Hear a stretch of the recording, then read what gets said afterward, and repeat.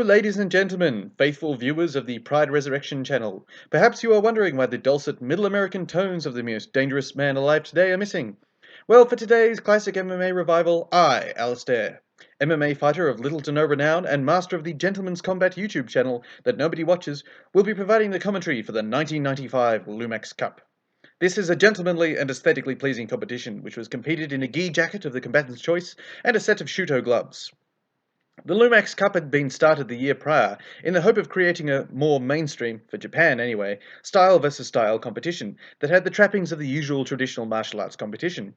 As such, it was competed on an open tatami area like knockdown karate or judo, and ground and pound to the head was prohibited.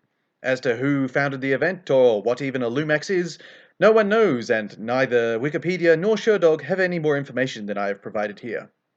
The Lumax Cup ran for 4 years, 3 of which are available to watch sounds commentary on YouTube, and perhaps shall be reviewed in time. And many a big name of Japanese MMA competed in or was tangentially involved in the competition. However, we shall begin with the Lumax Cup of 1995, an 8-man open-weight tournament with an alternate bout and an exhibition match between two venerable men of Japanese martial arts.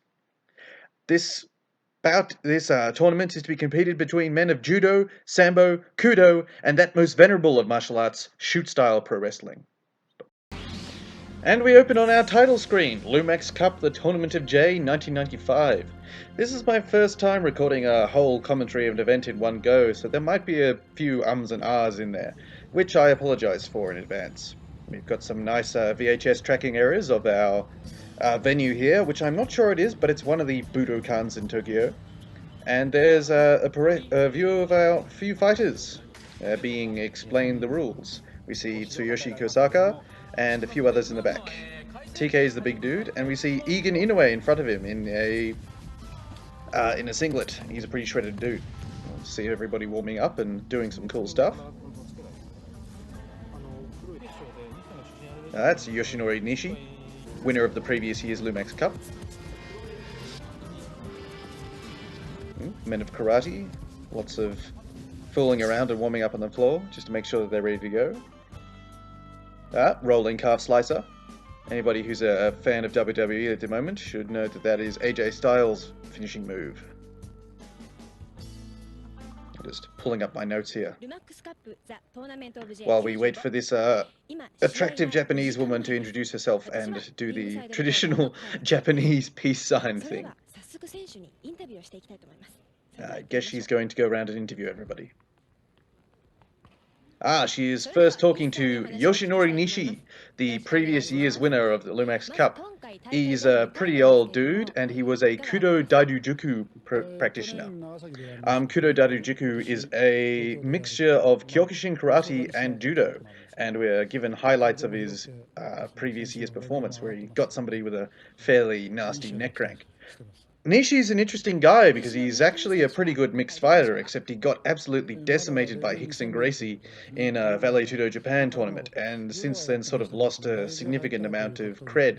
But he went and started his own school of Waijujutsu Keshukai, I think that's how you pronounce it, which had such venerable members as Kaol Uno, who's a badass motherfucker, and Akira Soji.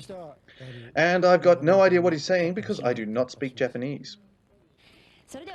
Here we have Egan Inouye, brother of Ensign.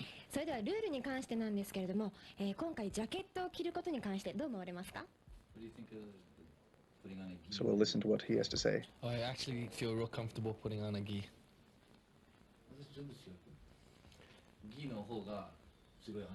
I think his brother's acting as translator.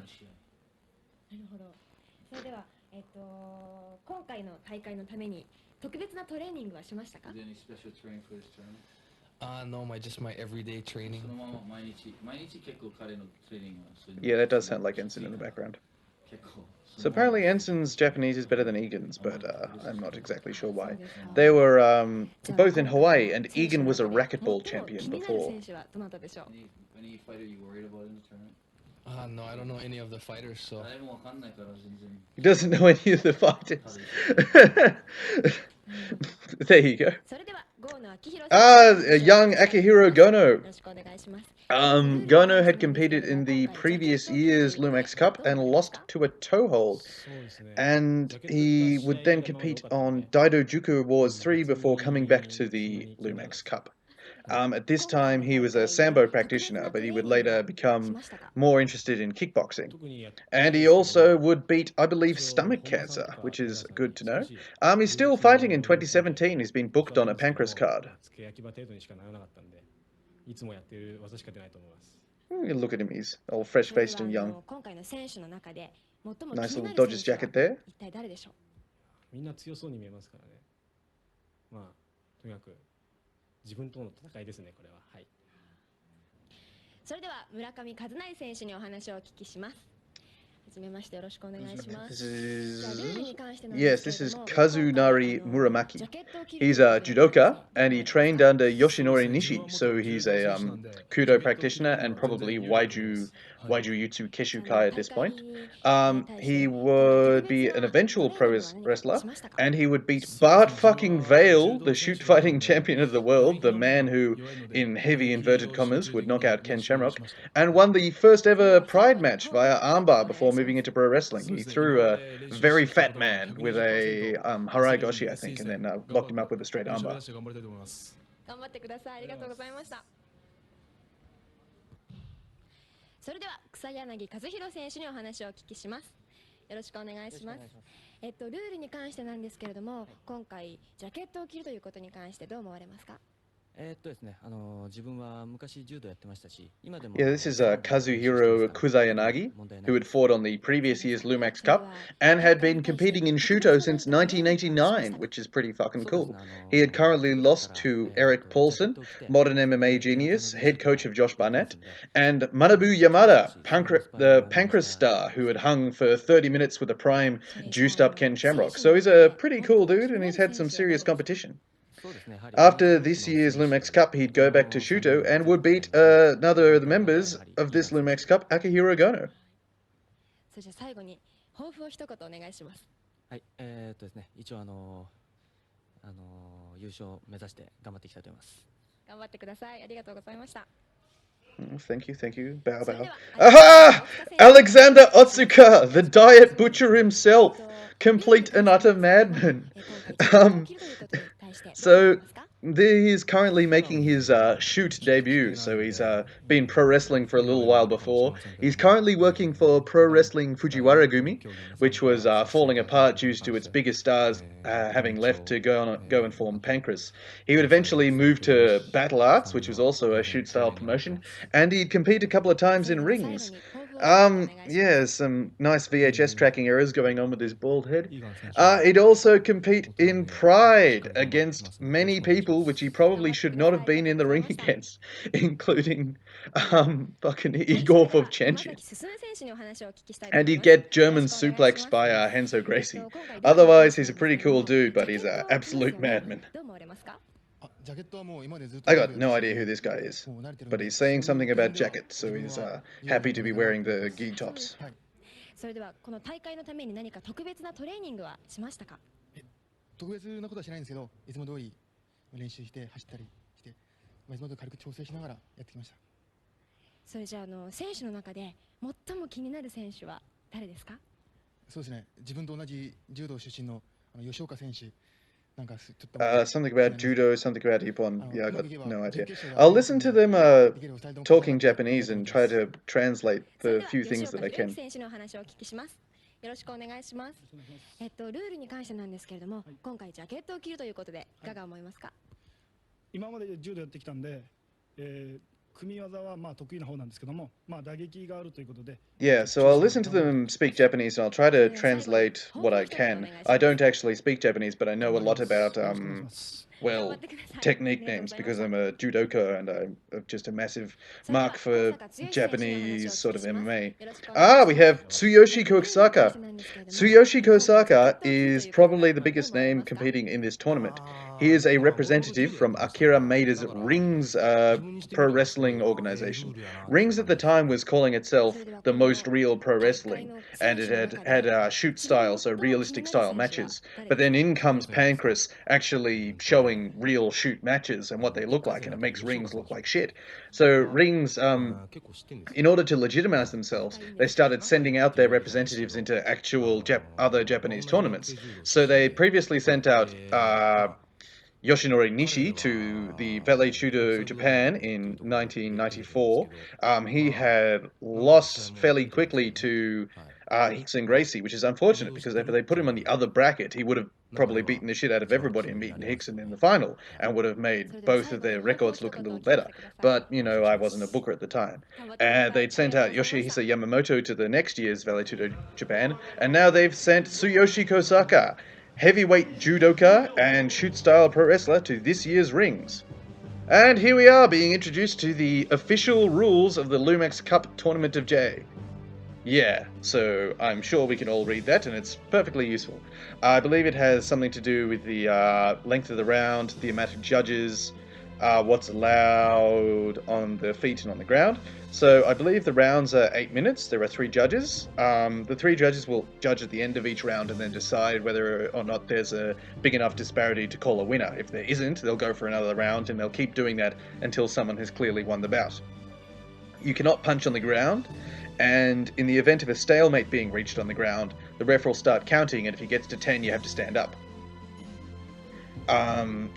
All heel hooks, chokes, neck locks, those all seem to be allowed. Can't soccer kick anybody, and generally all stand-up techniques are allowed. In the previous year, they didn't wear the gloves, and there were only palm strikes allowed to the face, which was a bit interesting. Kazunari Murakami is, he's making some sort of pledge to compete in the spirit of the sport. And the man in black we just saw was Satoru Sayama, Tiger fucking Mask, who we'll be seeing later today. And here we have our brackets.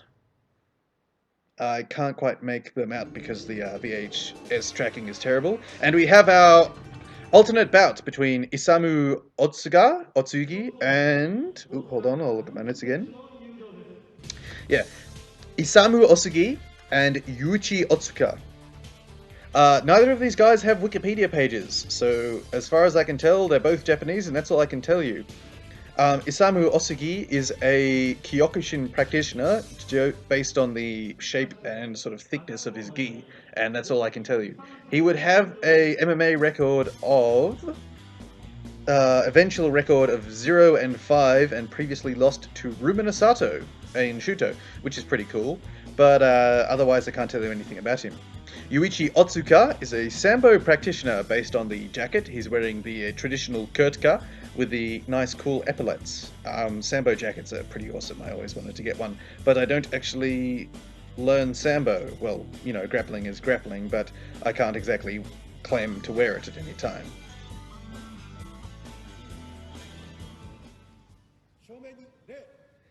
Being told to bow to the front. Bow to each other. Get ready. Go! And let's see how we go. So we've got our man of Sambo and man of Karate. Nice right high kick there, but man of Sambo backs out of the way. Old Yuichi. Refs told him to keep going, sort of fake front kicks. Low kick from the Kyokushin guy. Expect him to try and walk in and blast him in the chest really hard. If you ever watch Kyokushin Karate, it's 2 guys standing at about chest to chest and just bashing each other. Oh, he's grabbed onto a headlock and he's going to get suplexed if the Sambo practitioner knows what he's doing. Yep, bam! That's Uranagi, suplex. And he's moved round to side control, stepped over to mount, kicked the leg across the face, and he has got a straight armbar. And our Kyokushin man has tapped, so Yuichi Otsuka is the winner of the alternate bout in 42 seconds by straight armbar. Yuichi Otsuka would go on to have a MMA record of 3-2. He would fight on next year's Lumax Cup. But otherwise, yep, can't tell you anything about him. So they'll shake hands, give each other a little hug. Yeah. that's what happens if you walk in not knowing any grappling and just expect to blast people in the face. Nice uranagi, nice turning sort of side suplex there. And then, bam! Nice straight armbar. So he stepped across the body to mount and then kick the leg over the face rather than trying to kick the leg over the face directly from side control. I can't really tell you, but that makes it more secure.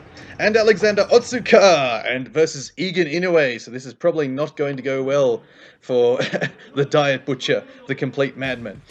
According to Wikipedia, he had competed in a pro wrestling match the day before and had a cut on his head. So that's why he has the headband wrapped up.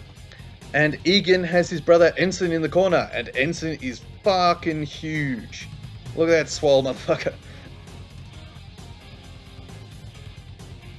So yeah, Egan is representing possibly Shuto because his brother had become the Shuto champion. Egan would be the eventual Icon middleweight champion, and his biggest losses in MMA was probably against Guy Mezga in Pride, and that was probably his biggest fight. He was a BJJ practitioner in Hawaii with his brother, and they had both previously become racquetball champions before shifting sports into fighting people. And yeah, Otsuka requires no introduction other than he's, you know, possibly completely insane. I'm not sure if he did judo or something in high school, but he must have if he'd entered a shoot-style pro wrestling organization, because you need to be a martial artist to go in. Get ready. And go. Stomping front kick from Otsuka. Nice right hand from Egan. Sprawl on Otsuka's attempt. Otsuka's trying to stand up. Egan's moving around. Ooh, going for a trip. Nice little clinching here, which of course gets slowed in. Oh, nice Osotogari. Nice sort of trip there from Egan Inouye. And he's punched him, and he's probably in position for a straight armbar. With that head scissors, going to punch him in the body a little bit. Ensign's advice is to work him. And Otsuka's probably going to try and go belly down to get out of this, but he's just going to get punched in the body a bunch if he doesn't move. Yeah, he seems pretty stuck. And Egan's gone for the arm. Nice turn there by Egan to stay in control of the arm and not get stacked. And he's broken Otsuka's grip, and Otsuka has tapped. Yeah, that arm snapped straight pretty fast. I'm worried that Otsuka might have his elbow hurt, but he probably doesn't care. Alexander actually took the name Alexander Otsuka in deference to Alexander Karelin, the greatest Greco-Roman competitor to ever live.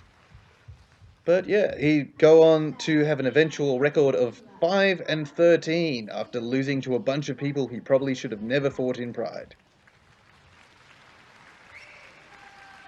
Well done, Egan. And he'll walk out the back. Let's get a replay of that trip, probably. Nice little knee to the thigh to set it up. That's a good Osotogari. He had a good drive there to push through.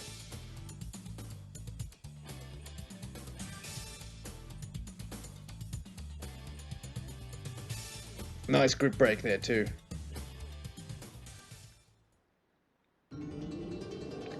Aha! Akihiro Gono versus Kazunari Murakami.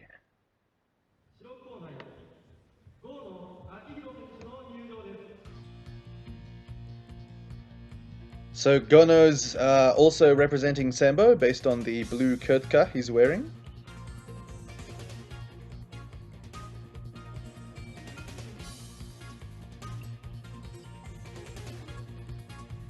He looks so young and fresh-faced. Bit of an excited shout there. He seems ready to go. So he's probably hoping to put on a better show than last year's Lumax Cup, where he lost via toe hold. Losing via leg lock as a Sampo practitioner is like getting a bite, like when a hamburger takes a bite out of you. It's not to be expected. And he's Murakami.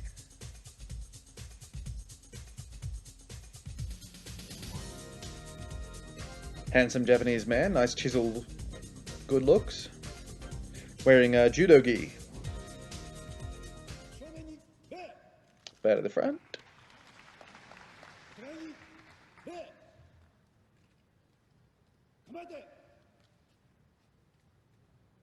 Let's go.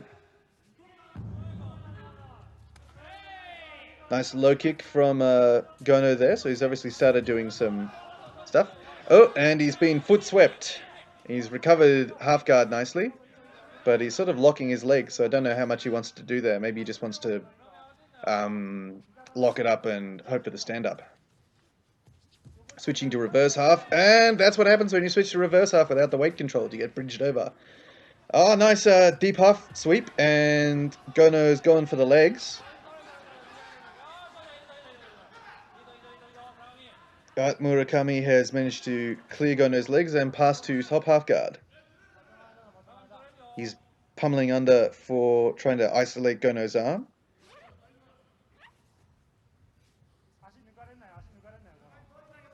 And the geared absolutely slow any passing to a crawl because it's just so grippy and so much friction. You can't slide out the way you can normally. Although he's gotten his knee to the ground, so he might passed him out. Yes, in fact he has. And he's slipped his legs inside Gono's to prevent the bridge. And it looks like he's trying for a gi choke. Oh, he's switching off to the arm.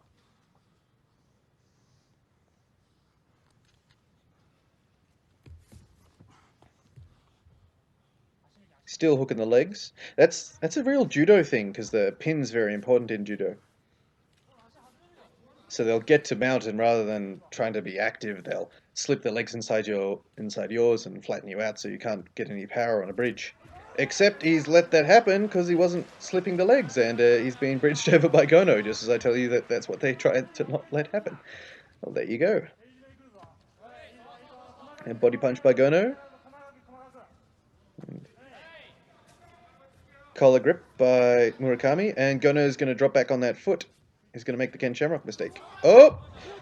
Nice overhead sweep, but he's fallen outside the tatami area, which tells you why having any sort of martial arts competition on an open area is bloody stupid, because people fall off and get injured. It's especially bad in sumo. Yep, go again. Bang! High kick! Nice! Yeah, so I forgot to tell you in the rules meeting, but any knockdown is counted as a down, like in boxing, so I think you get a 10 count. And old mate was walking off to the other corner and looks completely out of it, so that's why they waved it off there, because he just does not look like he's having a great time. And Gono's pretty excited!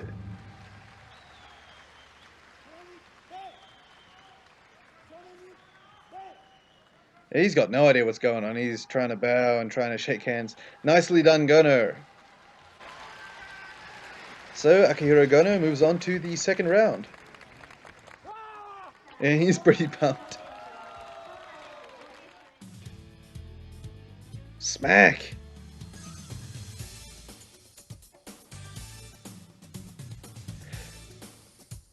Okay, so I can tell you what happened there.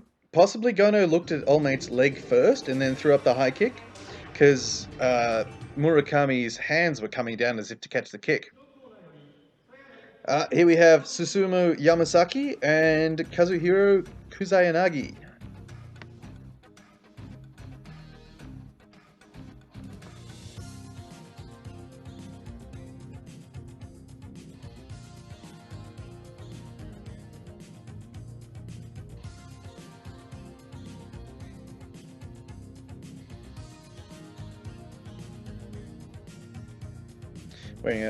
Wearing a judo gi.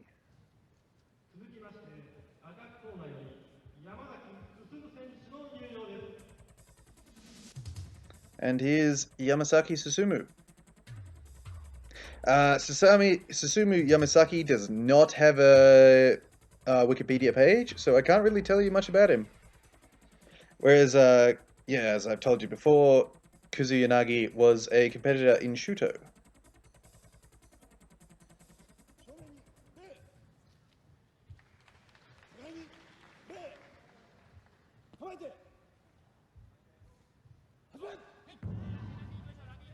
And here we go. Nice low kick. Nice right hand. Setting up for the throw.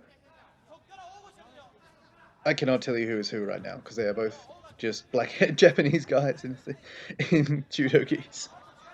Usually with the other matches you can tell because somebody's, wearing something different or I can actually recognize them, but now the quality in the video is just too low. So as far as I can tell you, it's just two dudes brawling. Oh, and stop. Okay, that's Kusanagi.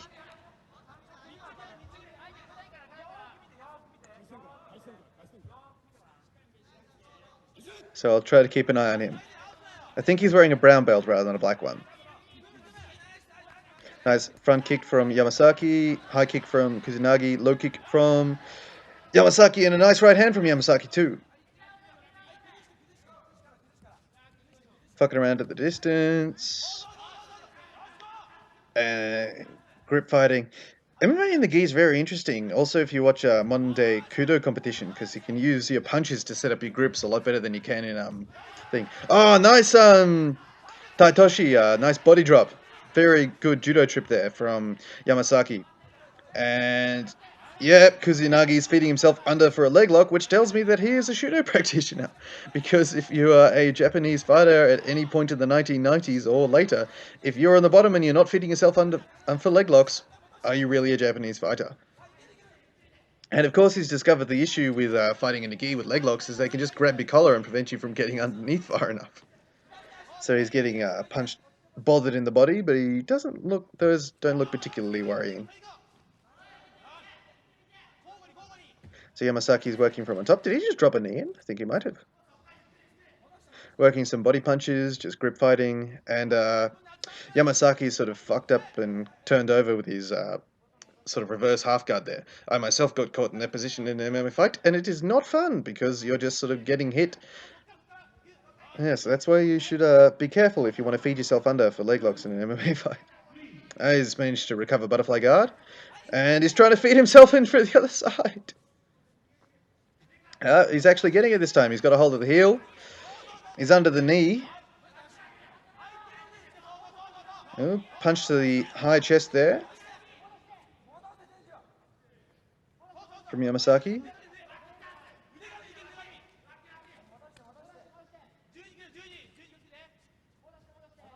Somebody's corner is calling Juji Juji, which is a straight lock, but I'm not sure why. Probably thinking about a straight knee bar, but yeah, can't really tell you anything important about what's going on. Double collar grip. Maybe he's thinking about setting up for a triangle choke. Yes, he's kicked the leg across the shoulder,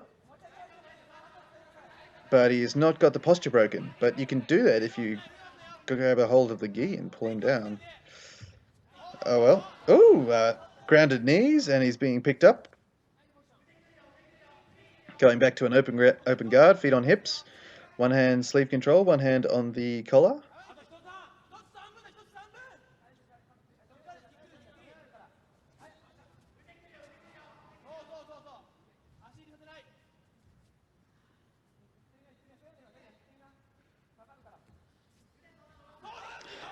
Past the open guard into mount just by simply hopping over the legs. That's always fun. He's getting in some body punches, but he's not really doing any particular damage. Kusanagi seems to be way too happy to just sit on his back, and so he's currently just losing the fight. Oh, he's feeding himself through for the leg again. But Yamasaki seems to be stacking quite well, preventing the leg lock attack from getting any sort of torque on it. Oh, he's managing to turn into that leg. Oh, he's got it straight. He's kicked through. He might be threatening with a knee bar there, except Yamasaki is sort of curled up on his own leg, and so now he's sort of essentially just smash passing Kusanagi there. Unless Kusanagi can pull the knee straight or sort of flick Yamasaki's weight off him, which he seems to be trying, and he's going for that knee bar. Oh, he's got the leg straight, but he doesn't have the he's not in a decent enough position to put leverage on the knee. So you see how he's sort of yanking on it with his upper body, but his legs are straight? He's not going to finish that knee bar. You need to bend your legs and step on the person's ass, just like a wrestling bridge, and then you can add a bit more torque. Or maybe you could pass it under his arm, because he's giving it a go. And old mates Yamasaki's punching him in the body, so he's not completely happy about it. But he must have flexible hamstrings, because he's not bothered. And the drum has gone to signal the end of the round. So they're going to consult the judges and see if they think there's a winner. and then they'll come back and tell you later. And we've got some nice VHS artifacting happening there.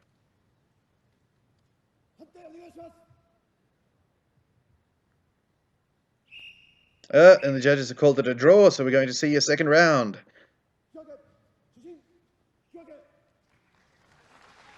So go up to their corners, get a bit of water, and come back and hopefully do some more interesting things.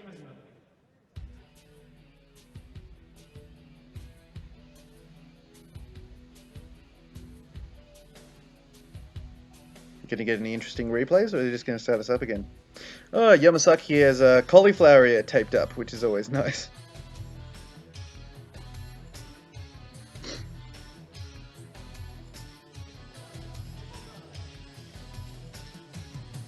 Yep, ready to go for the second round.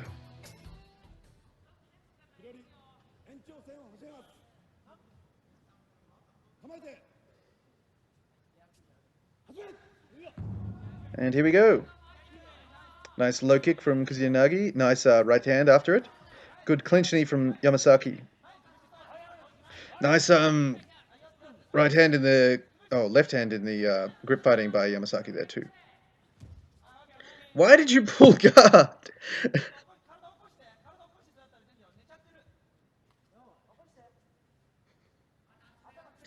So Yamasaki's gesturing to come on. See, look what happens when you pull guard. You just get smashed, and now he's in bottom half. So that was a terrible idea by Kusanagi there.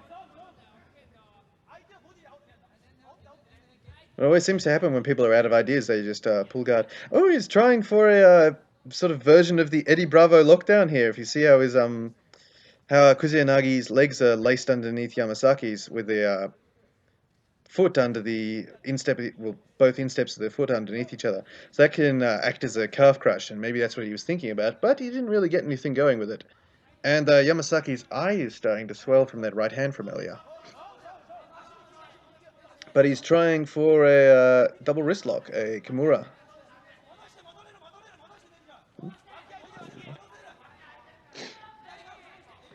But Kusanagi has underhooks, so he should be able to escape from the bottom half guard position. Yes, a nice elevator hook sweep there. Nice bridge over as well.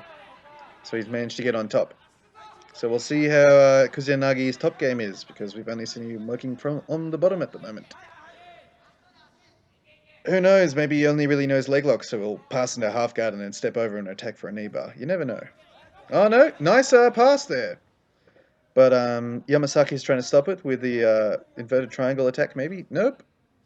He's managed to get his hips away and recover guard. And a nice stand-up there, too. Nice knee on the stand-up and a good punch. Well done, Yamasaki. That was very clever. So as Kusanagi was driving into takedown after the stand-up, he put in a nice knee to the solar plexus. And he's putting in some good body punches here. But a nice elevator hook sweep from Kusanagi. And something's come off Kusanagi's gi.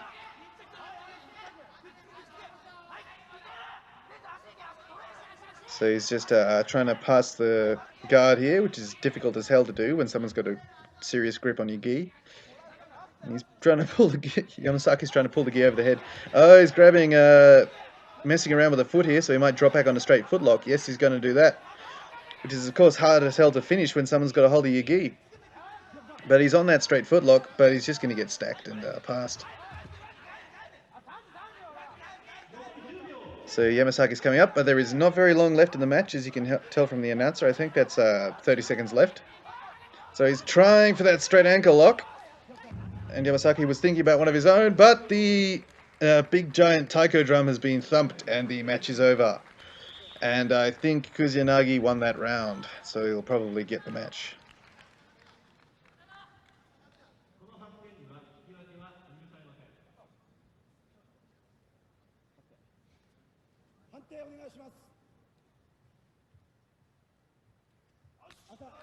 Yep. So Kusanagi has won. No? Yamasaki's won? Okay. They've given the win to Yamasaki on the strength of the... strength of the few blows that he landed and the top control, apparently. Which, well, that's interesting. Aha! Hiroyuki Yoshika versus Tsuyoshi Kosaka. So I can't really tell you anything about Hiroyuki Yoshika. He also does not have a Wikipedia page, and all his fights would be in the Lumax Cup. And I think he was just a judo guy. Whereas Tsuyoshi Kosaka, he'd eventually fight in the UFC, he'd fight in rings, he'd fight in Pride, he would fight absolutely everywhere. And he'd eventually retire, but return to fight James the Colossus Thompson in Ryzen, and Baruto, a giant 400-pound sumo wrestler. But Tsuyoshi Kosaka is the biggest guy in the tournament, so he's about 100 kilos worth of high-level high school judoka and shoot wrestler.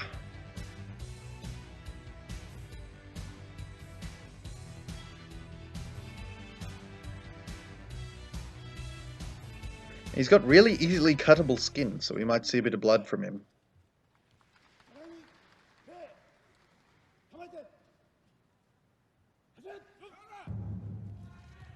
Nice low kick from Kosaka. Nice lead hand.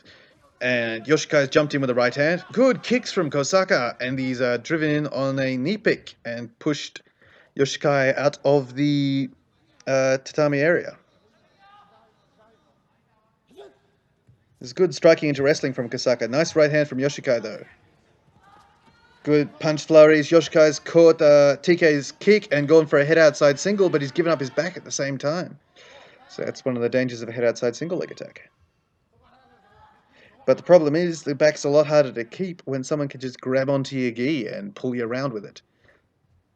So yeah, Kosaka's sitting off to a wrestling ride. That's interesting.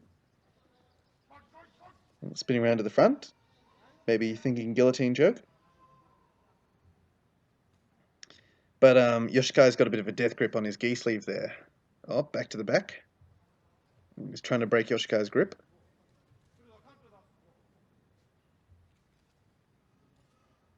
Might be thinking armbar on that gripping arm. Nope, stepped off again.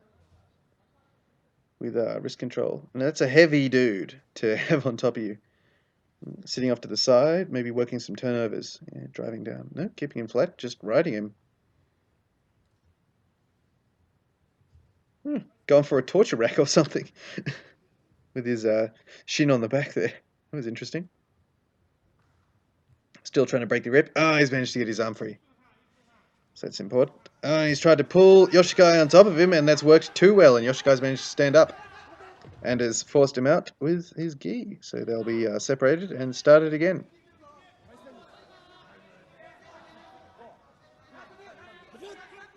Time to go again. Ooh, nice right hand by Yoshika. Nice one again. Pair of rights from TK there. Ooh, good right hand. A bit of a slip from Yoshika. Good punches from TK there. And he's beating the shit out of Yoshika. Oh, and he's dropped TK, so that's a down. Nice punches. This is a good little match here. But TK's ready to go again, and they're being told to fight. Back into the clinch. Ooh, nice knee. You get the real hockey fights here where you just hold onto the gi and just whack. So TK's going for a grip. Nice gi. Yoshika's trying to set up a hip throw, and TK's gone for a knee pick. And then Yoshika's gone for a tomonagi overhead throw. And TK tried to drop back on a leg there, but he's given up mount, which is foolish. And Yoshika's being greedy with that Juji Gatami because he is not close enough to the shoulder at all to finish it. So TK is going to step over and he'll be fine. Because he is a judo guy at heart, and so probably knows what to do when someone is trying to pull your arm off. And they've nearly fallen out of their ring, and so they're being walked back to the middle and stood up. It was probably not what is best for Hiroyuki Yoshika, because he is getting lit up on the feet once TK gets a hold of his gi. Tentative pokes at each other here. Nice punch, and Yoshika is down. Oh, but he's up and ready to go again. Bang! Another overhand from Yoshika, but TK has fucked him up there, and they have waved it off. Good clinch uppercuts from TK, and he has walked around because he is a pro wrestler at heart. Oh, offered to shake hands, but Yoshika can get himself up. Alright, TK has won and moves on to the next round of the Lumax Cup of 1995. And he hasn't been cut, which is a surprise for all concerned. So we'll see there's punches here. There's a nice right cross there over the top of TK's southpaw jab. So if you want to knock somebody down while they're hitting you, punch them while they're thinking about punching you. And we'll see the knockdown from TK there. Just a couple of uppercuts in the clinch. Sets it down. I think it's the same one again, yep. Just a solid uppercut and Yoshika's legs buckled. And that's it. And here we have in TK's corner, Mitsuya Nagai, I believe, and Yoshihisa Yamamoto, fellow wrestlers from rings. Yamamoto had lost to Rickson Gracie at Vale Tudo Japan of 1994. And here we see the people that have moved on to the next round. Egan, Akihiro, Yamazaki, and Kosaka. But before the next round, we have a special exhibition match between Tiger fucking Mask and Yoshinori Nishi. So Satoru Sayama is Tiger Mask, who was a pro wrestler in Japan and was so over. He had an anime series about him. He was one of the biggest stars. He brought in huge gates, and he would eventually leave New Japan Pro Wrestling to form the UWF with Akira Maeda. And then eventually the two got sick of each other, and Maeda kicked him really hard in the dick in one of their supposedly work matches. And so Sayama said, fuck this, and went and said, I'm going to start my own martial arts company, Shuto, in 1988, which is really the first real mixed martial arts sort of promotion. And it's been going for absolutely ages. In fact, it still holds events. Yoshinori Nishi was a Kudo Daijujuku practitioner and was one of the first guys to have actual shoot mixed matches in rings. So while a lot of the rings matches were realistic looking pro wrestling, Nishi and a few of the other sort of lower level guys would be brought in and they'd be told, well, you guys can actually, just have at each other because it doesn't really matter who wins because none of you are getting a push. So Nishi won quite a few of those, I believe, and then he got the shit beaten out of him by Rickson Gracie in Vale Tudo Japan 94, but not before he won the first Lumax Cup, which is why he's been brought here now. And these two guys are having a special exhibition match. So Nishi's in all white with his Wajujutsu Keshikai symbol on his gi, and Sayama is in the stylish pants. So Sayama is primarily kickboxing focused, and Nishi is throwing out some light probing kicks, and Sayama's just sort of hopping around. Nice spinning shit from Sayama, to be expected. Nice right hand, but he's in there, and he's been slammed by Nishi pretty solidly.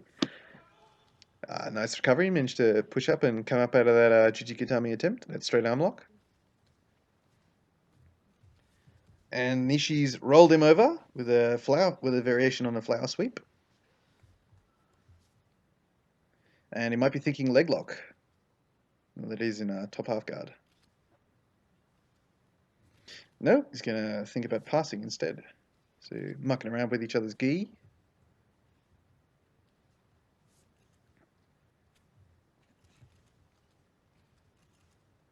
He's trying to work a pass. So Sayama and Nishi would have known each other before this because Sayama actually promoted the Vale Tudo Japan events. So maybe Nishi's a bit unhappy about being matched up against Rickson Gracie in the first round. But probably not, because they're not seeing much ground and pound. But yeah, Nishi would go on to found one of the primary schools of Japan's mixed martial arts, sort of venerable mixed martial arts gyms. And they've been stood up because they've reached a stalemate. They don't have to start from the lines, I guess. A little hopping movement from, literally hopping movement from Sayama there. Nice switch high. Pretty light, not much follow through on it. Nice kick sweep from Nishi there, that was solid. So this is pretty light, so I'm going to say this is either Well, either a glorified pro wrestling match or these guys have agreed to not kick the shit out of each other. Oh, nice hip escape from Sayama, and he's recovered guard. I'm trying to read what it says on his gi. I think it says Nihon Pro something. Oh, he's trying to kick under for an E-bar.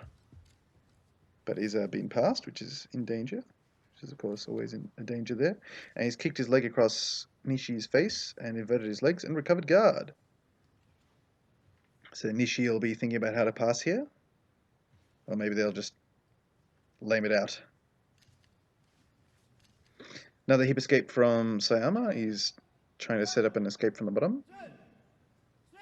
And the ref's counting because they've reached a stalemate and they've been stood up.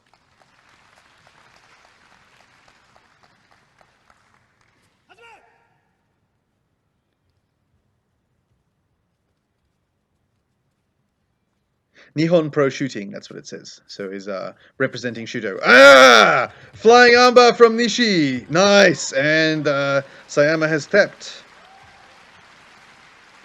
This is really nice entry there. Stood up. Just checking his elbow, making sure it's okay.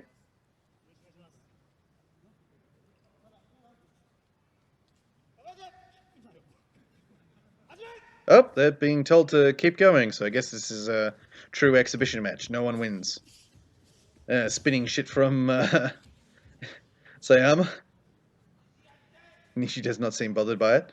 And that sort of happens when you throw ridiculous amounts of spinning shit. You can just sort of back out of range. And Sayama's pulled guard and trying for a heel hook. And just mucking around here. The Eddie Bravo Invitational, this is not, so you're not going to see anything particularly interesting. Nice straight footlock attempt by Nishi there.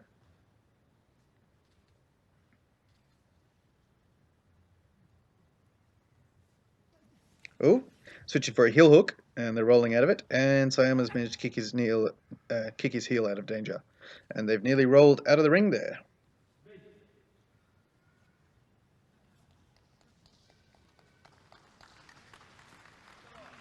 Polite applause from the crowd. And we're ready to go again. High kick, somebody says. Spinning back kick. And he's kicked under for an E-bar. That's actually pretty cool. So going to muck around with the legs again.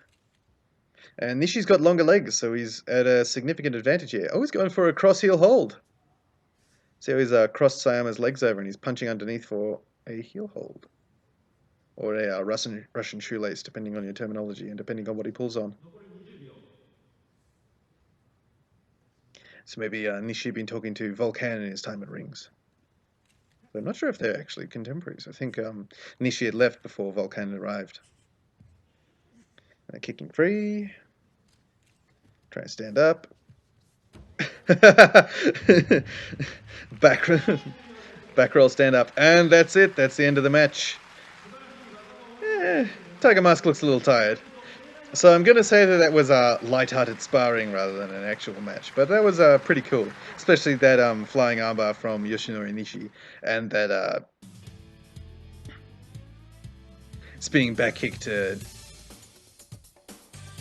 Neba. So he's grabbed on there. Yeah, okay, from the grips. Nice.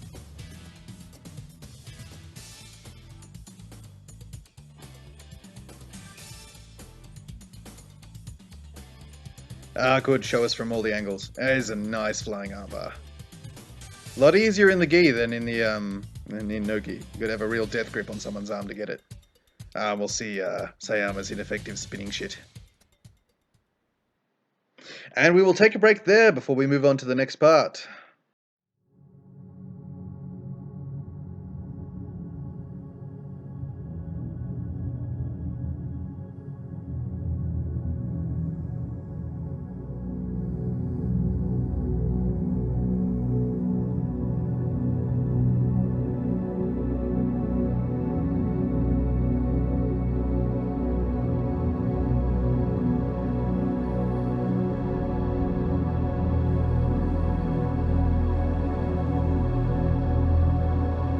And we resume on the title screen of Egan Inouye versus Akihiro Gono.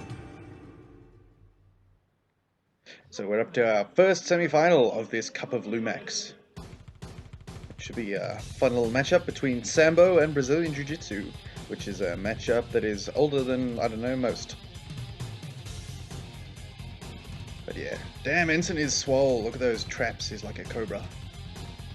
Egan wasn't exactly unfit himself, but he is just dwarfed by his brother.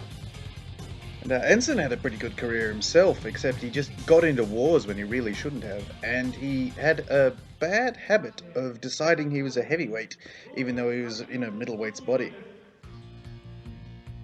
So he put on a lot of bulk, but just couldn't sort of match up to the people who were the same size.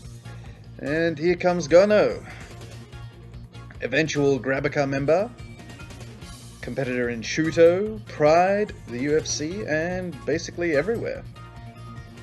If there's a Japanese mixed martial arts promotion, he's competed in it. In fact, he's definitely competed in Deep, so I don't think there's any other major ones that he hasn't been in.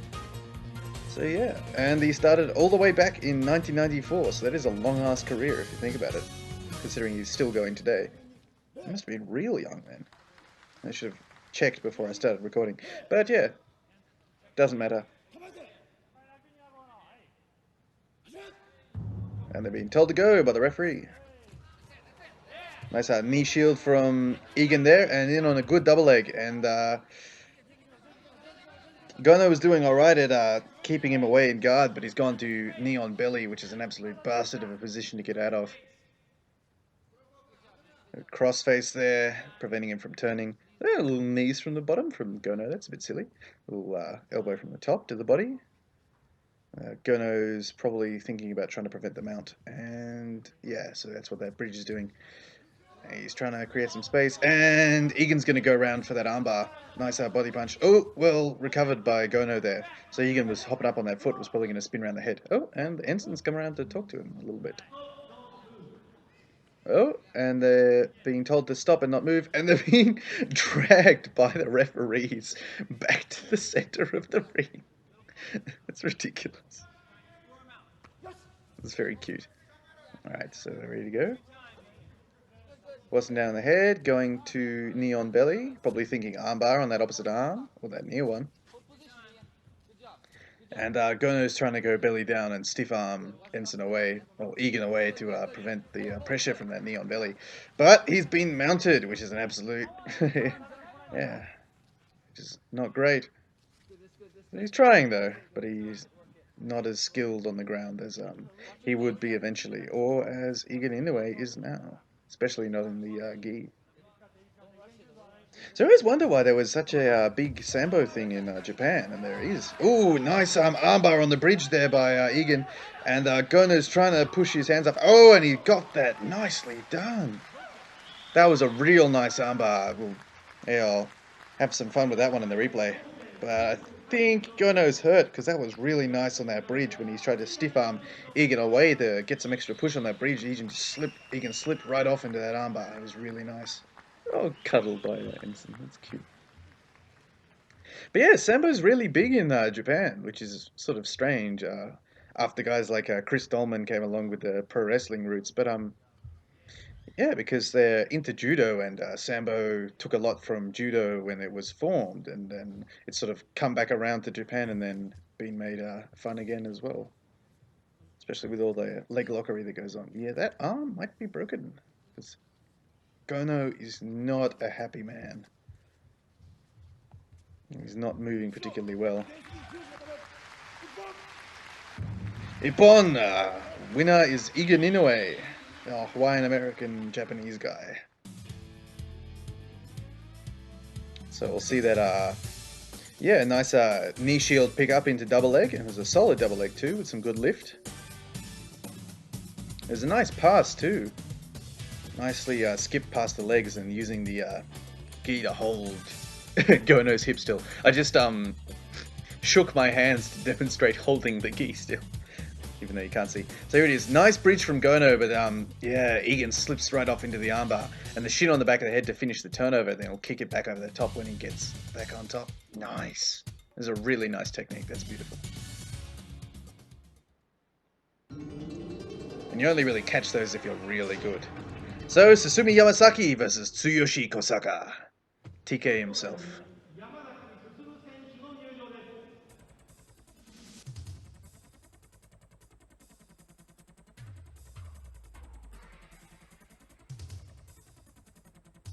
So yeah, as Akira Maeda took a smaller and smaller part in rings, Tsuyoshi Kosaka and a couple of the other younger guys who came up and were actually sort of talented in shoot fighting would take over more and more responsibility, and they'd get sent out to fight in legitimate tournaments to legitimize rings, as well as fighting legit fights in rings. So after Yamamoto did kind of okay against Hicks and Gracie by holding onto the ropes and just being being resilient, he got matched up against some horrible matchups. He got put against Ricardo Moraes, who is 7 feet tall, a Brazilian purple belt, and just looks like a comic book character. And so Yamamoto, this tiny little Japanese pro wrestler, gets matched against this guy and gets cleaned up in 40 seconds. And against Semi Schilt as well, and he got his brain kneed off there, I think. So yeah, in their efforts to make rings look good by having the sort of champions and good fighters fight against people outside, they made him look kind of weak, except with guys like Kosaka and later Kiyoshi Tamura. Oh, that's a really nice throw there, and he's gotten greedy going for the arm, so he's going to end up on the bottom because he's not got his hips in close enough, and Yamazaki's recovered his elbow there. Sorry, I get distracted on these tangents and just start talking shit. Kosaka's maybe thinking leg lock, the way you sort of crossed over there. He might kick himself under, or he might try and recover guard. You never know. Because he's sort of 90% past now. And he's going to butterfly guard, the TK guard. Yeah, so Tsuyoshi Kosaka was credited with inventing the TK guard, which is just essentially either open guard or butterfly guard, or it's something, and no one can really tell you what it is. But no one tell Mike Goldberg. Oh, he's kicked over. Yeah, I thought he was going to end up going for that leg. And he's thinking heel hook, and he's got that heel hook. Nicely done, TK. Shoot wrestling prevails there. So yeah, the thing about shoot wrestlers is they fight in shin guards and wrestling shoes, and so it's really easy to get a grip on leg locks, and they're also all kind of shit at passing guard. So they just take a guy down. If they got caught up in guard, they jump back on a leg lock, so they all were really quite good at catching them. And well done, TK, that was nice and quick. So we'll see that brilliant Haraigoshi throw. So he's reached over, gripping over the top of the gi, so he's showing his judo roots. Bit of a faceplant there on the throw, though, but it's okay. Both of them ran their heads into the canvas. Bonk! And he's gotten greedy going for an arm over the top of it, and then he feeds himself under for the heel hook, which is really nice. I always liked leg locks, because I started watching... First MMA matches I watched were Pancrase on YouTube, and so you see people's knees get torn to pieces. Watching a prime Juicy Ken Shamrock put on straight ankle locks tells you that those are really good techniques. And we're up to the final of Egan Inouye versus Tsuyoshi Kosaka. So I apologize for my phone going off in the background. I will be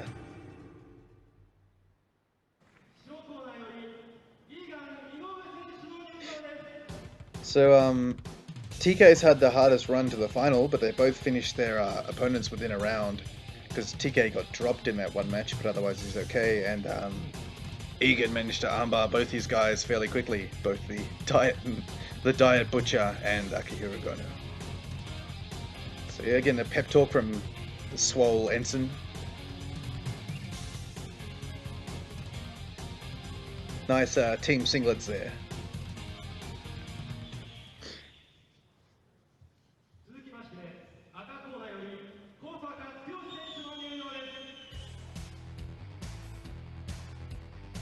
And here comes TK with Yoshihisa Yamamoto in his corner. So that's Yamamoto, the guy who got the shit kicked out of him by Ricardo the Mutant Moraes and Semi Schilt. Poor Yamamoto. He had some decent mixed fights, and he was always sort of spirited in defeat, but he wasn't actually that great. I think he had a 14-25 record in the end. Yeah. He just wasn't in the right shape. Oh, double leg. Nicely sprawled on by TK, and he's got that overgrip. Ah, nice throw.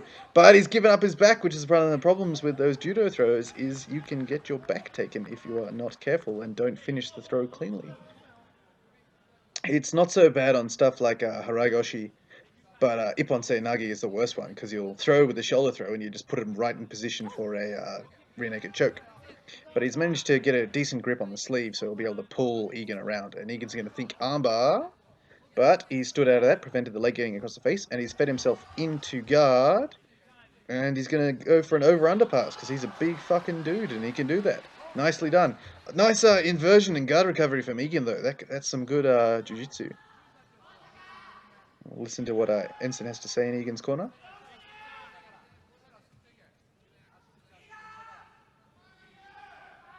Feet on hips guard to prevent getting squished, which is something you want to do when you've got a 100-kilo guy trying to pass your guard. And TK is probably going to go back to that over-under pass. Yeah, he smashed that leg down.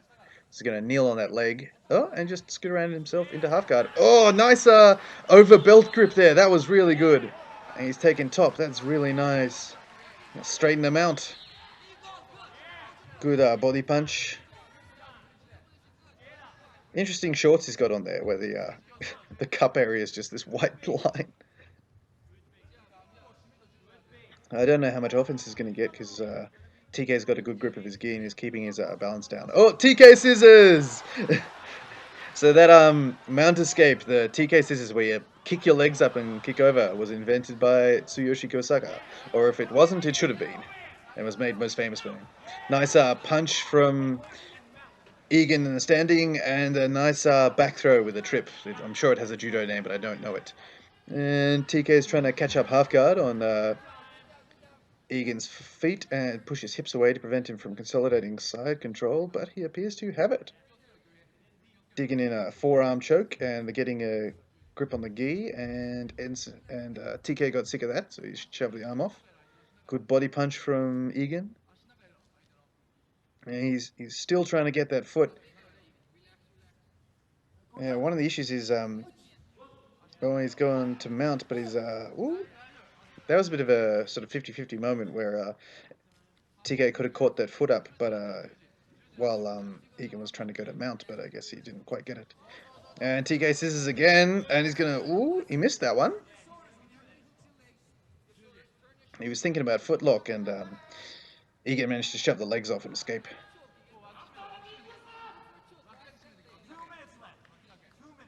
As a high mount, that is hard to escape. There's 2 minutes left in this round. Advice from Yoshihisa Yamamoto. And another TK scissors. Nicely done out the back. And into leg lock attack position. So he's going for a heel hook. But he didn't have the knees secure. So Egan's managed to recover, but TK's taken top. This is a good little match. Nice over-under pass again into side control. And he's reaching in between Egan's hips to prevent him from shrimping and escaping, and he's going for a double wrist lock. And Egan's building a frame, pushing around the hips. TK is thinking Kezia, which is a bit dangerous. Oh, and he's been stiff-armed away, but he's gone for the arm at the same time. Oh, it's really nice. And knee on belly by Egan here.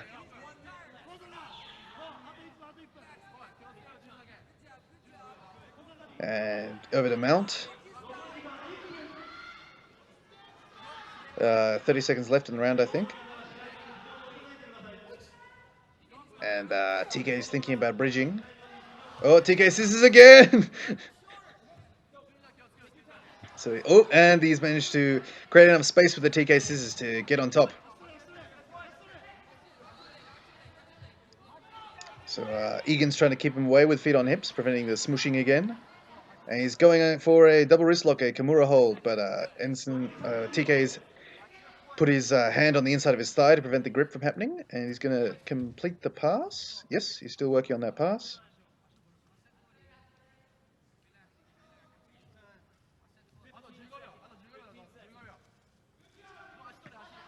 Going for the over-under pass again, but Egan's got a nice butterfly hook, so he's managing to keep TK on the other side of his legs. A little hip escape. Ooh, thinking about gi choke. And bang, that is the end of the round, and applause from the crowd. Well deserved. Ah, Yoshinori Nishi is the referee for this match. I didn't notice that they'd swapped him over. So there's a little cut in the video there, so they're probably waiting for the judges to decide.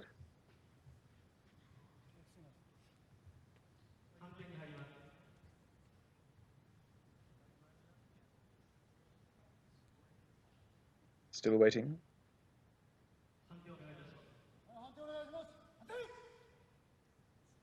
Oh, draw. Draw. Another round. Yes.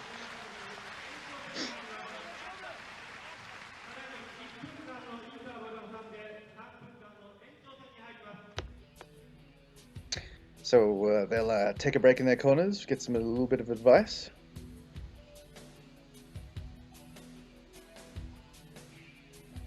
Getting a rub down, and that would be tiring and hot too, because you sweat like an absolute motherfucker in gis.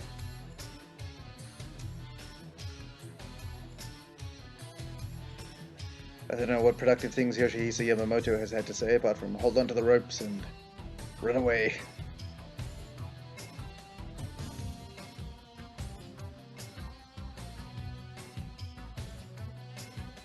Yep, Nishi's telling him another round. No cuts on TK, good to see.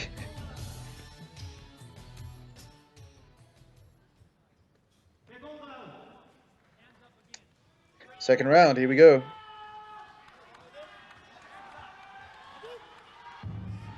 Fight. Right hand lead from Egan, in on a single leg, but he's being uchimated by Tsuyoshi Kosaka, so that's a bit of a danger of the single leg where you wrap it up on the inside and try to run the pipe. You can get uchimated, thigh swept.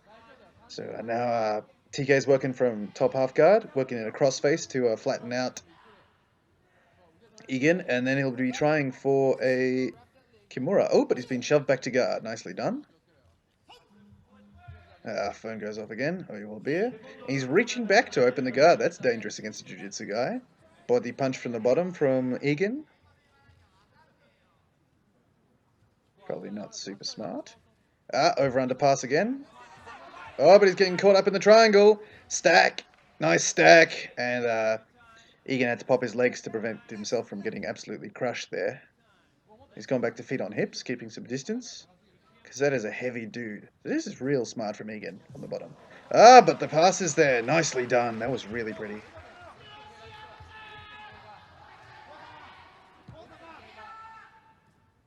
TK is trying to flatten him out. And punching through for the Kimura, the double wrist lock. Oh! So Egan pushed on his hips to prevent him from getting torque and managed to go belly down. TK's got a good grip on him. Nice throw! And that's how you do a throw properly. So Egan landed flat back there, and that probably drove the wind out of him. So TK's going for another arm entanglement, and he's going for the arm on the other side as Egan turns over. Nicely done, TK, but Egan pulls out of it because he couldn't get insecure with his grips. So TK's pulled guard. He's mucking around with Egan's gi. Nice attempted pass by Egan, and TK's feeding his legs back in to prevent the pass. Oh, he's nearly all the way around, but TK's kicked over the head. Nice pass. Pass is complete. So he's now in north-south. Getting his cup right in TK's face.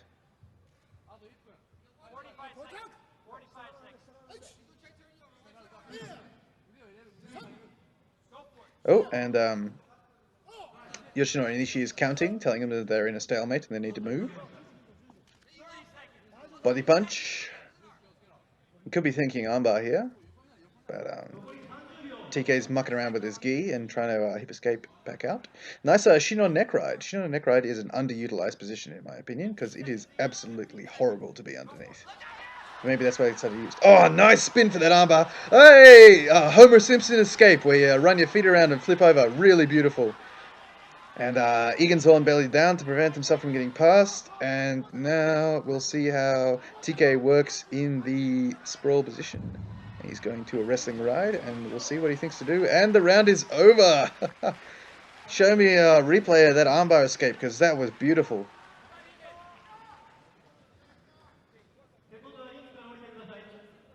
So we get judge's decision again.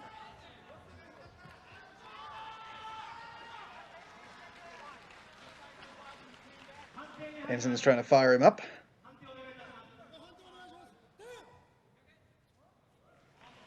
Draw again, because they both got armbars and they both got a takedown. Nice. Alright, take a break and get ready to go again, boys.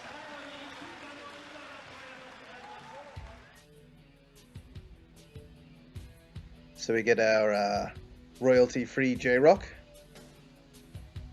Don't drink too much, you'll spew.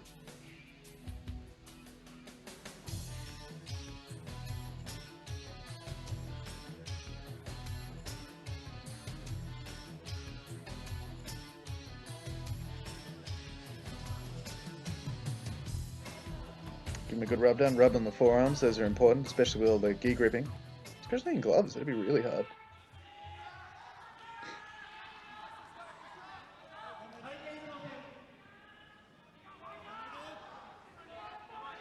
Alright, third round. Yoshinori Nishi says go. Nice lead jab into grip fight and a sprawl on the takedown attempt. And now... Oh, that was awesome! I got no idea what to call that. Maybe Kosoto Geik with a slam involved. Somewhere between a rock bottom and a judo trip. But nice throw there by TK. And what TK was doing was really clever. He was punching and then gripping afterwards, which is sort of what you kind of do in Olympic judo, except you're not supposed to do it that obviously. So he's smashing down the leg, working for overpass, and yeah, he's around the back and on the back. And he's gone to single hook control. Looks like the modern day Eddie Bravo truck if you're a 10th Planet fan. And so he'll be able to take top, especially with that cross collar grip. Oh, that is nasty. Nice guard recovery from Egan there though. So TK is going to start working a pass again. Same one, same over under pass, because he's a strong guy, and that is a pass that's going to work. And if it doesn't, you just smash yourself into half guard anyway. Oh, they're counting for the stalemate, but they've moved, so they'll stop. Yeah. So I quite like that rule, actually. The sort of stalemate, okay, you have 5 seconds to move, because it creates urgency and movement. Not sure if the UFC would ever adopt something like that, but you can see it in sort of the older matches where they don't have breaks or anything like that. They get real boring. Nice body punch from TK there. And Egan's thinking armbar, but he's not going to be able to get it. Over under pass again, but he hasn't smashed the leg down, so we got a triangle. But the stack is on. Nice sweep off the stack, though. Heel hold again. Alright, kick back in, TK, go. So now they're going to muck around in the leg lock position, which is, of course, significantly less advanced than it is these days. And with silly Egan, you should not have accepted bottom. You should have kicked back and tried to stand up. He's probably thinking armbar. Nice body punches from TK.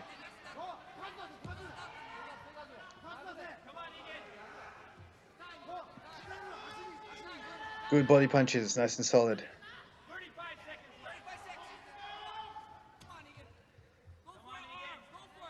35 seconds left in the round. TK says go for... not TK. Ensign says go for the arm. Oh, he's going for a flower sweep, but he didn't have the posting arm tied up, so TK was able to post out and stay solid on top. Nice body punches. Oh, he's thinking about the arm. Body punches from TK. He's working for it. I think TK's got this round. Solid body punches. And that's it. Round over, and those boys look tired. Up you get, you might have to do it again.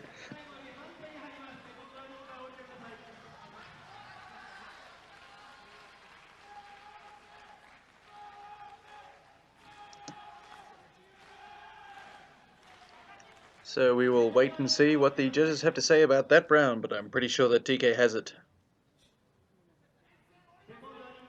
And the crowd seem to agree with me because they are chanting Tsuyoshi. And Egan looks real tired.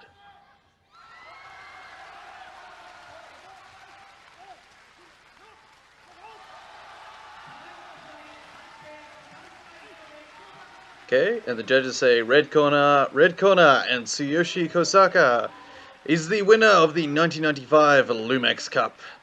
And the crowd applauds. So both boys bow to each other and shake hands, and that was pretty darn awesome. Oh. Ensign and TK have shaken hands, and I think that's a matchup that never actually happens, but it would have been interesting to see. You'll be glad to know that Tsuyoshi Kosaka's shoot victory in this shoot tournament would allow him to have a few victories in his pro wrestling matches, as well as receiving a significant promotional push. He would go on to face Chemo Jesus Leopoldo, so I expect the most dangerous man alive today to at least splice that in. And we'll see what he has to say, even though we have no understanding of what he's going to say.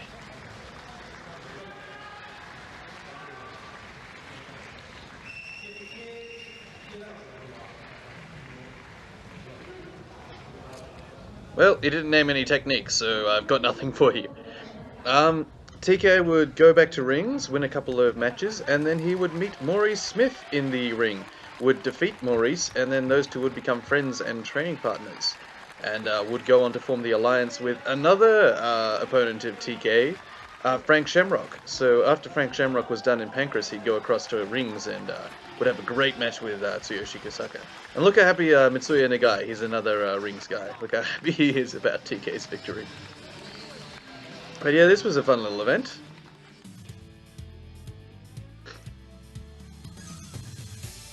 That's cute. And there's the big taiko drum that they've been using as a, well, as like the round bell. Oh, we'll get some nice replays of some good stuff. This was that great escape into armbar, followed by an escape into neon belly. We'll see the great throw, I think. Yeah, there it is, that awesome maybe Tatayoshi or maybe Haraigoshi, I don't know what you call it. We'll see that spin into an armbar, and that armbar escape from TK, the Homer Simpson one. Yeah, this is where you go thumb down and then run around. And that great sort of rock bottom cross with a judo trip there. And they're going to interview TK a little bit more. Bit of a VHS issue. Rings rules, so I think he's talking about how it's different to his usual fights, especially in the jacket and gloves. いやもうそれは自分の得意分野なんで、もうそれ聞いた瞬間ラッキーって思ったんですけど、はい。で、まあいろいろ難しいところもあると思うんですけど、なんせジャケットの Ask him about how he feels about fighting in a jacket. そういうのが今日見てる人がちょっとでもなんかああいう風になるんだなって思ってくれたらいいなと思ってました。I got no idea what he said. Yeah, so that was it for the 1995 Lumax Cup. Tsuyoshi Kosaka would go on to the best things, apart from maybe Akihiro Gono. So Gono went on to fight in Pride, Shuto, Deep, Dream, and the UFC. And Tsuyoshi would go on to fight more in rings, a bit in Pancrase. He'd be the first and only super heavyweight champion. He'd fight in the UFC. He would beat Chemo Leopoldo, there's the Jesus again, PD My Heart Williams, would take Bas Rutten almost to the last minute before getting knocked out in a hell of a barrage. And yeah, he was a damn good competitor, especially in those sort of dark years where SCG couldn't get sanctioning anywhere. And the Lumax Cup was a fun little event. All those every fight had something very interesting to happen in it. So especially all those nice throws and sort of Japanese submission attempts. Although the gi top definitely slowed down the groundwork significantly. Also, I feel that Yamazaki got the wrong end of the decision when he fought Kezia and Nagi. So I think that we can actually hear something. How do you feel this look and jacket and glove? Yeah, damn right, he's very strong. He's about 100 kilos. Mr. Kosaka say, jacket is okay. Ooh, he wants a bit of gi burn on her. He dislike. He hope open punch. What do you think about this? Just That's listen to fine Egan too. here. Open punch is good. Yeah, I'll do either one. You hope to rematch. Hope to rematch. Yeah, I would like very much. どうですかトーナメントオブジェ。そうですね、イーガン選手とやれればいいと思ってたんですけど、やっぱ負けた後は Unfortunately, that never happens, and there's a little bit of gi burn on Egan's face. Ooh, they're having a chat to the young, fresh-faced Akihiro Gono with his big fucking 練習して nerd 絶対 glasses. 追いついてみせます。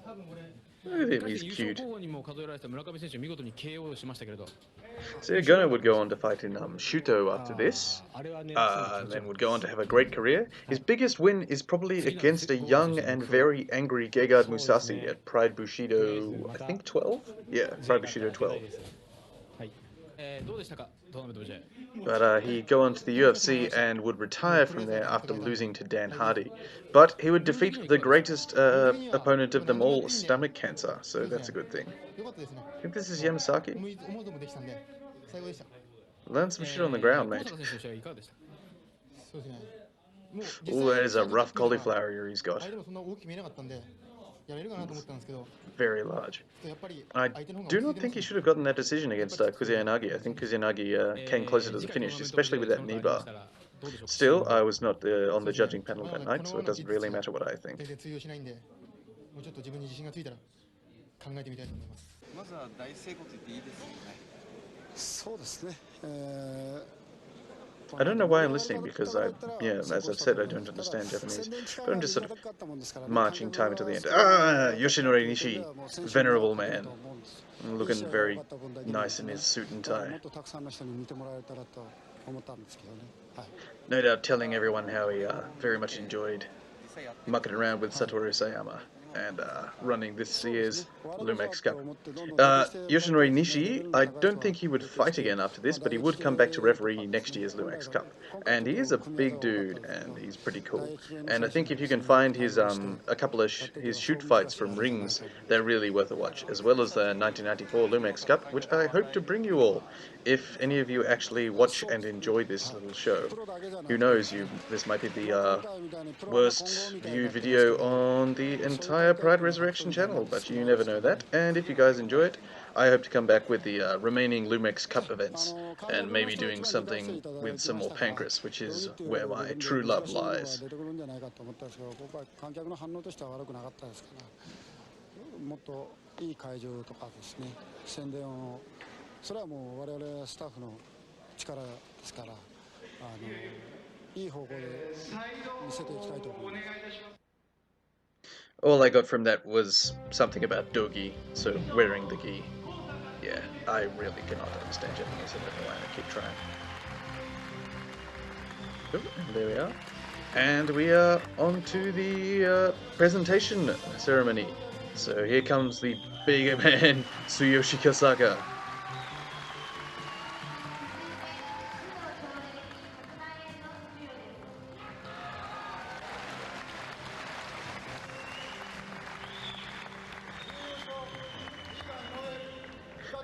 TK would briefly retire in 2006 after getting blasted by Mark Hunt and his jaw shattered, I believe. He would then come back in Ryzen fighting against the rather large James the Colossus Thompson, and he'd beat him by knockout, but then he would lose to 400-pound sumo wrestler Baruto, who has a Georgian or Russian name that I can't actually remember. And so there we are, all the first, second, and third place winners. And Akihiro Gono, yeah, his elbow is definitely busted, but he's getting a handshake, and nonetheless, he's getting a third prize even though he's fucked. Poor bloke. Alright, so that's it for this year's Lumax Cup. And I hope you've all enjoyed that, and please subscribe to the Pride of Resurrection YouTube channel, perhaps for more such classic MMA revivals. That's cute. So yes, I have been Alistair, Master of Gentleman's Combat, and I will see you all next time.